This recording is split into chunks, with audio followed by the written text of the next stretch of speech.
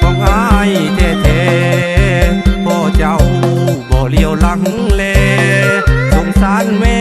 เจ้าเด้ก่อนคำลืมเสียเถิดลาผ่านมาอย่าได้ใส่ใจให้ลืมมันไปผู้ชายที่มันใจด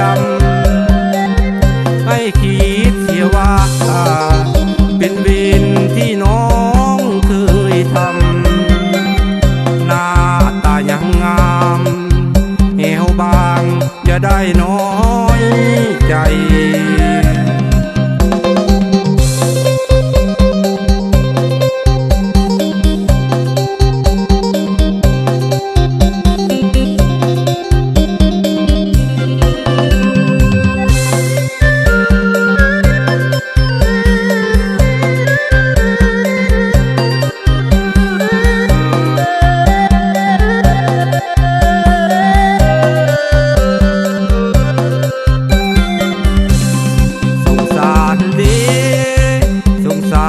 เจ้าเด้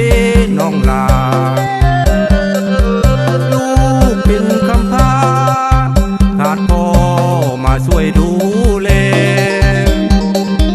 ลูกน้อยแอวให้มันบาดหัวใจของอายแท้ๆพ่อเจ้าบ่เลี้ยวหลังแลสงสารแม่เจ้าเด้ก่อนคำลืมเสียเถิดลาผ่านมาอย่าได้ใส่ใจ